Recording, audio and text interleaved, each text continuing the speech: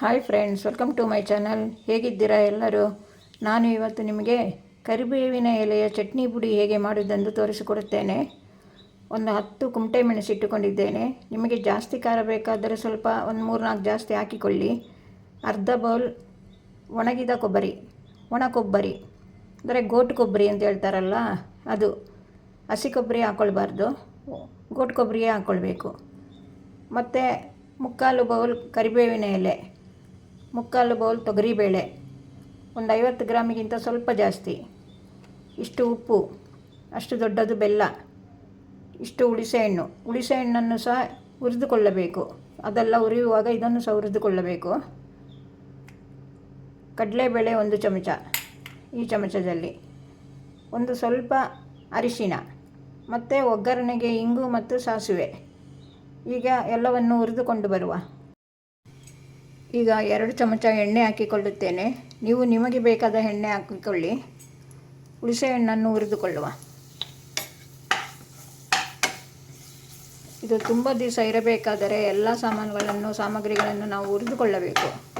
ಹುಣಸೆಹಣ್ಣು ಚೆನ್ನಾಗಿ ಹುರಿದುಕೊಳ್ಳಿ. ಹುಣಸೆಹಣ್ಣನ್ನು ಹುರಿದುಕೊಂಡಾಯಿತು. ಈಗ ಮೆಣಸನ್ನು ಹುರಿದುಕೊಳ್ಳುವ.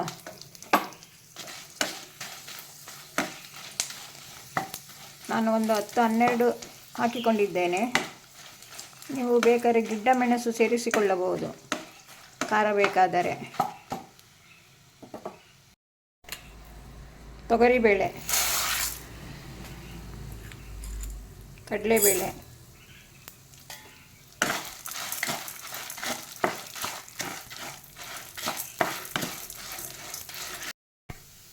ಬೇಳೆ ಕೆಂಪಾಗುತ್ತಾ ಇದೆ. ಈಗ ಕರಿಬೇವಿನ ಎಲೆಯನ್ನು ಹಾಕಿಕೊಳ್ಳಿ. ಸ್ವಲ್ಪ ಇಂಗು ಪುಡಿ, 4 ಚಿಟಿಕೆ. ಕಡೆಯಲ್ಲಿ ಆಫ್ ಮಾಡಿದ ಮೇಲೆ ತೆಂಗಿನ ತುರಿಯನ್ನು ಹಾಕಿಕೊಳ್ಳಿ. ಅದು ಒಣ ಕೊಬ್ಬರಿ ಅಲ್ವಾ, ಹಾಗಾಗಿ ಅದನ್ನೇನು ತುಂಬ ಹುರಿಯಬೇಕಾಗಿಲ್ಲ. ಇದು ಒಂದು 15 ದಿವಸ ಆದರೂ ಕೆಡುವುದಿಲ್ಲ, ಸರಿಯಾಗಿ ಬಾಯಿ ಮುಚ್ಚಿ ಇಟ್ಟರೆ. ಇದು ಬಿಸಿ ಅನ್ನದ ಒಟ್ಟಿಗೆ ಪುಡಿ ಹಾಕ್ಕೊಂಡು ತುಪ್ಪ ಹಾಕ್ಕೊಂಡು ತಿನ್ನಬೇಕು, ಅದರ ಟೇಸ್ಟೇ ಬೇರೆ. ಇದು ಬಾಣಂತಿಯರಿಗೆ ಸಹ ಕೊಡಬಹುದು. ಜ್ವರ ಬಂದು ಬಾಯಿ ಹಾಳಾಗಿದ್ದರೆ, ಬಾಯಿ ರುಚಿ ಇಲ್ಲದಿದ್ದರೆ ಹಾಗೆಲ್ಲ ಇದನ್ನು ಅನ್ನದೊಟ್ಟಿಗೆ ಬೆರೆಸಿ ಊಟ ಮಾಡಬಹುದು. ಇದನ್ನು ಮಾಡಿಕೊಳ್ಳಿ, ತುಂಬ ಚೆನ್ನಾಗಿರುತ್ತದೆ. ಕರಿಬೇವಿನ ಎಲೆ ಆರೋಗ್ಯಕ್ಕೆ ತುಂಬ ಒಳ್ಳೆಯದು. ಶುಗರಿನವರಿಗೆ, ಕೂದಲು ಉದುರುವುದಿಲ್ಲ, ಜೀರ್ಣಶಕ್ತಿಗೆ ಎಲ್ಲಕ್ಕೂ ಕರಿಬೇವು ಒಳ್ಳೆಯದು. ಈಗ ಗ್ಯಾಸ್ ಆಫ್ ಮಾಡಿಬಿಡಿ. ತೆಂಗಿನ ತುರಿಯನ್ನು ಹಾಕಿಕೊಳ್ಳಿ. ಮತ್ತು ಆರಿದ ಮೇಲೆ ಪುಡಿ ಮಾಡಬೇಕು. ತುಂಬ ಎಣ್ಣೆ ಹಾಕಿಕೊಳ್ಳಬೇಡಿ, ಒಂದು 2 ಚಮಚ ಮಾತ್ರ ಹಾಕಿಕೊಳ್ಳಿ ಹುರಿಯಲಿಕ್ಕೆ. ಈಗ ಎಲ್ಲ ಹುರಿದುಕೊಂಡಾಯಿತು. ಆಫ್ ಮಾಡಿದ ಮೇಲೆ ಅರಿಶಿನ ಹಾಕಿ, ಸ್ವಲ್ಪ ಬೆಲ್ಲ ಪುಡಿ ಮಾಡುವಾಗ ಹಾಕಿ, ಇದು ಪುಡಿ ಮಾಡಿಕೊಂಡು ಹಾಕಿ.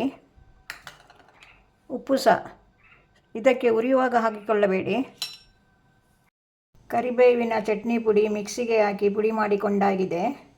ಇದು ಸ್ವಲ್ಪ ತರಿಯಾಗಿರಬೇಕು. ಇದು ಖಾರ, ಹುಳಿ, ಸಿಹಿ ಎಲ್ಲ ಸೇರಿ ತುಂಬ ಚೆನ್ನಾಗಿರುತ್ತದೆ. ಇದನ್ನು ಅನ್ನದ ಒಟ್ಟಿಗೆ ತುಪ್ಪ ಹಾಕಿಕೊಂಡು ಊಟ ಮಾಡಿದರೆ ಅದರ ಟೇಸ್ಟೇ ಬೇರೆ. ಇದು ದೋಸೆ ಒಟ್ಟಿಗೆ ಸಹ ತಿನ್ನಬಹುದು. ಇದು ಮಕ್ಕಳಿಗೆ ಅನ್ನದ ಮೇಲೆ ತುಪ್ಪ ಹಾಕಿ ಪುಡಿಯನ್ನು ಹಾಕಿ ಸಹ ಕೊಡಬಹುದು. ಓಕೆ ಫ್ರೆಂಡ್ಸ್, ನಿಮಗೆ ಇಷ್ಟವಾದರೆ ಲೈಕ್ ಮಾಡಿ, ಶೇರ್ ಮಾಡಿ, ಸಬ್ಸ್ಕ್ರೈಬ್ ಮಾಡಿ.